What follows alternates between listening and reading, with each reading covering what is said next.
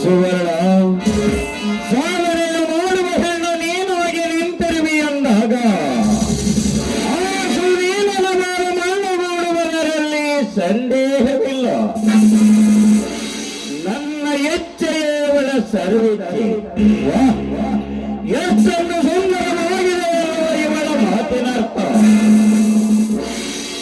ಸುವರ್ಣ ಸ್ವರ್ಗ ಲೋಕದ ಹತ್ತರಿ ನೀನಿಂದ ನಾನು ಹೇಳುವ ಕೂಡಲೇ ಮತ್ತೊಬ್ಬನಿಗೆ ಸೆರಗು ಹೋಗುವ ಸುಳಿಯೋದೆ ನೀನಿಂದು. ಅದು ನನ್ನ ಮೇಲಿನ ಆಸೆಗಾಗಿ. ಎಲ್ಲೋ ನಿನಗೆ ನನ್ನ ಮೇಲೆ ಆಸೆಯಲ್ಲವೇ?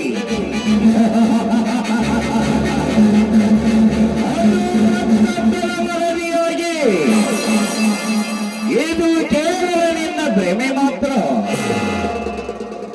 ಚಂದ್ರನ ಚೆಲುವಿಯರ ಜೊತೆ ಚಕ್ಕನ್ನು ಓಡುವುದೇ ಈ ಜಗನ್ನಾಥನ ಹೊಟ್ಟ ಗುಣವಾಗಿರುವಾಗ ಎಲ್ಲ ನಿನ್ನಂತೆ ಹೆಣ್ಣು ನನಗಾವರಕ್ಕ ದಿನಗಳಾದಂತೆ ನನ್ನ ಬಾಗಿಲ ಮುಂದೆ ದಿನಪತ್ರಿಕೆಯಂತೆ ಕಾದು ಕುಳಿತಿರುವ ಹೆಂಗಳೆಯರನ್ನು ತೃಪ್ತಿಪಡಿಸುವುದು ನನ್ನದು ದಿನನಿತ್ಯದ ಕೆಲಸ.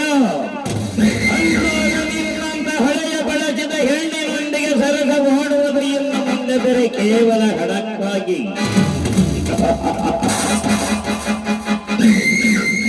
ನಾಳೆಯ ದಿನವೇ ನನ್ನ ಮದುವೆ. ಮದುವೆಯಾದ ಮರುದಿನವೇ ಸಕಲ ಸಂಪತ್ತನ್ನು ನನ್ನ ಕೈವಶ ಮಾಡಿಕೊಂಡು ನಾನು ಬೆಂಗಳೂರಿಗೆ ಹೋಗಿ ವಿಲಾಸ ಜೀವನ ಸಾಗಿಸುವುದೇ ನನ್ನ ಗುರಿ.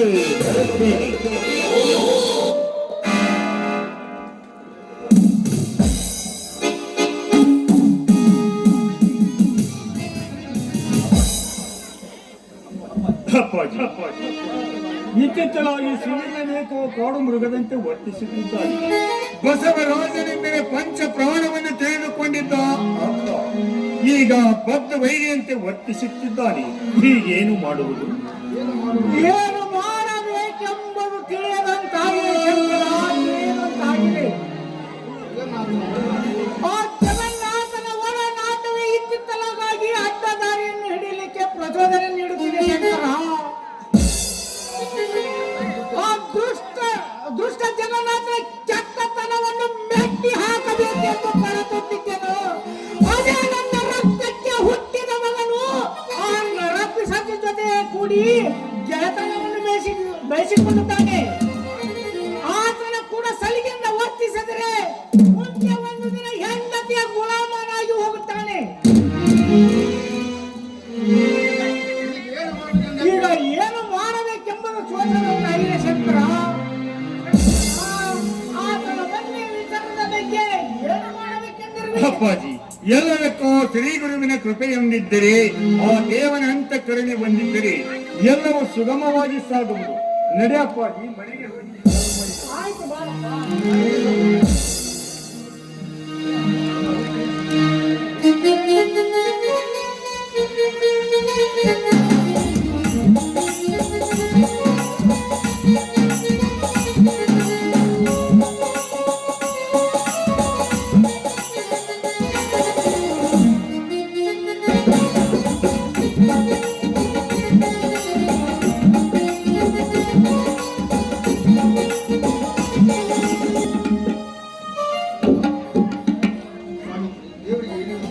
ಸಾವಿತ್ರಿ, ದೇವರಿಗೆ ಏನೆಂದು ಬೇಡಿಕೊಂಡೆ? ಆ ದೇವರಲ್ಲಿ ಇನ್ನೇನಂತ ಬೇಡ್ಕೊಳ್ಳಿ ನಾನು? ನೋಡಿ, ಮೊದಲ ಪ್ರಸಾದನ ಸ್ವೀಕಾರ ಮಾಡಿ.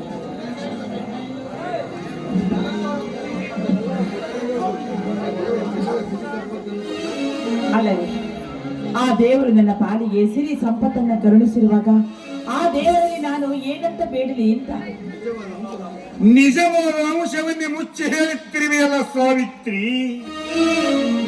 ಅಂದ್ರೆ ಅದೇ, ಈ ದೇವರಲ್ಲಿ ಮಕ್ಕಳನ್ನು ಬೇಡಿಕೊಳ್ಳಲಿಲ್ಲವೇ?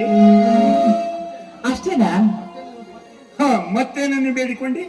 ನೋಡಿ, ನನಗೆ ಮಗುವಿನನ್ನ ಕರುಣಿಸುವರ ಜೊತೆಗೆ ನನ್ನ ಮೈದಿನ ಸುನಿಲ್ನಿಗೆ ಒಳ್ಳೆಯ ಬುದ್ಧಿಯನ್ನ ಕೊಡುವಂತ ಕೂಡ ಬೇಡ್ಕೊಂಡೆ. ನೀ ಬೇಡಿಕೊಂಡ ವರಗಳೆಲ್ಲವನ್ನು ಕೊಡುವನೇ ಅವರಿಂದ ದೇವರು. ತಪ್ಪು ಸಾವಿತ್ರಿ. ಇನ್ನು ಮುಂದೆ ಸುನಿಲನ ವರ್ತನೆಯನ್ನು ಬದಲಾಯಿಸುವುದು ಹುಟ್ಟಿಸಿದ ತಂದೆಯಿಂದಲೋ ಸೃಷ್ಟಿಸಿದ ಬ್ರಹ್ಮನಿಂದಲೂ ಸಾಧ್ಯವಿಲ್ಲ. ದೇವರಲ್ಲಿ ಬೇಡುವುದು ನಮ್ಮ ಕರ್ತವ್ಯ ಅಂದಾಗ ಆ ದೇವರು ಬೇಡಿದವರಿಗೆ ಬೇಡಿದ ವರವನ್ನೇ ಕೊಟ್ಟರೆ ಈ ಪ್ರಪಂಚದಲ್ಲಿ ಯಾರು ಕೂಡ ದೇವರನ್ನ ಸ್ಮರಿಸ್ತಾನೇ ಇರಲಿಲ್ಲ. ಸಾವಿತ್ರಿ, ನಾಳೆ ಬರುವುದು ನಮಗೆ ಈಗಲೇ ಬರಲಿ, ಇಂದು ಬರುವುದು ನಾಳೆಯೇ ಬರಲಿ ಎಂದು ಮುನ್ನುಗ್ಗಿ ನಡೆದರೆ ಎಲ್ಲವೂ ಸುಗಮವಾಗಿ ಸಾಗುವುದು ಅಲ್ಲವೇ ಸಾವಿತ್ರಿ? ಹೌದು, ಯಾಕ್ರಿ ಇವತ್ತು ಇಷ್ಟೊಂದು ತಾಪದಿಂದ ಮಾತನಾಡ್ತಾ ಇದ್ರಲ್ಲ, ಏನಾಗಿದೆ ನಿಮ್ಗೆ? ಬನ್ನಿ ಮನೆ ಹೋಗೋಣ. ಯಾಕೋ ನಂತರ ಆತ್ಮೋ ನನ್ನ ನಾಲಿಗೆಯಿಂದಲೇ ಈ ರೀತಿ ನುಡಿಸಿತು. ಯಾಕೆ ತಪ್ಪ? ಹಾಗೇನೂ ಇಲ್ಲ. ಹೌದು, ಯಾಕೋ ಏನೋ ಇವತ್ತು ಇವರ ಮನಸ್ಸು ತುಂಬಾ ಬೇಸರವಾಗಿದೆ ಅನ್ಸುತ್ತೆ. ಹಾಗಾದ್ರೆ ಅವರಿಗೆ ಸಂತೋಷ ಪಡಿಸುವ ಹಾಗೆ ಏನ್ ಹೇಳಿ? ಹೌದು, ನಾನೊಂದು ಸುಳ್ಳು ಹೇಳಿದ್ರೆ ಹೇಗೆ? ಹೌದು, ಅಂದಾಗೆ ನಿಮ್ಗೆ ಇನ್ನೊಂದು ವಿಷಯ ಗೊತ್ತಾ? ನೋಡಿ, ನೀವು ಒಂದು ಮಗುವಿನ ತಂದೆ ಆಗ್ತಾ ಇದ್ದೀರಾ ಅಂತ. ನಿಜವೇ ಸಾವಿತ್ರಿ? ನಿಜವಾಗಿ ಹೇಳ್ತಾ ಇದ್ದೀನಿ. ನೀನೀಗ ಗರ್ಭವತಿ?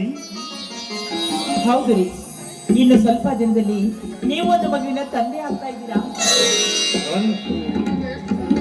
ನನಗೀಗ ಎಷ್ಟು ಸಂತೋಷವಾಯಿತು ಗೊತ್ತೇ ಸಾವಿತ್ರಿ. ಹೋಲಿನಲ್ಲಿ ಸಕ್ಕರೆ ಕುಡಿಸಿ ಕುಡಿದಷ್ಟು ಮತ್ತು ನಾನೀಗ ತಂದೆ ಎನಿಸಿಕೊಳ್ಳುವ ಯೋಗ ಈಗ ಕೂಡಿ ಬಂದಿತು. ಸಾವಿತ್ರಿ, ಈ ಸಂತೋಷದ ಸಮಯದಲ್ಲಿ ಮೂಡಿ ಬರಲಿ ಪ್ರೇಮದ ನನ್ನಲುವೆ ನೀ ಬಾ, ನನ್ನ ಚೆಲುವೆ ಬಳಿ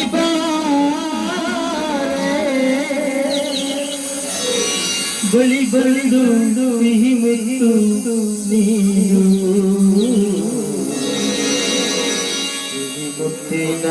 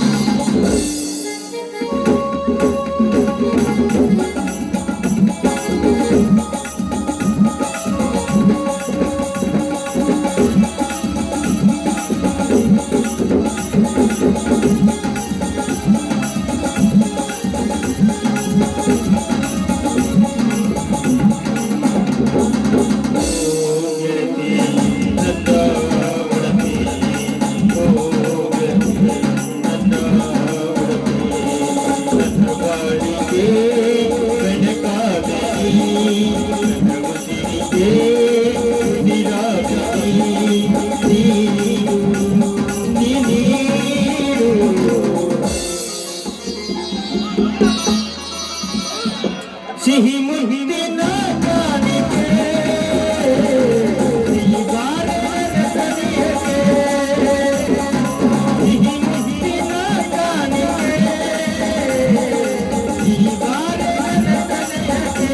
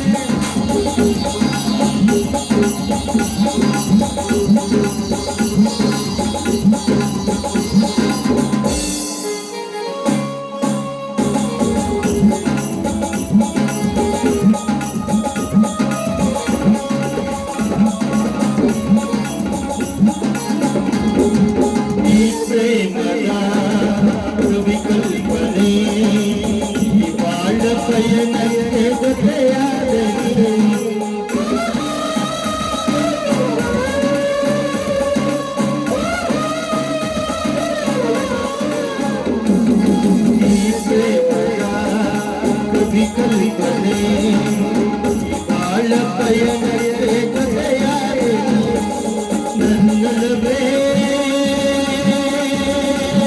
ಜೀವ ನನ್ನ ಚೆಲುವೆ ಬಳಿ ಬಾ, ಬಳಿ ನೀನು.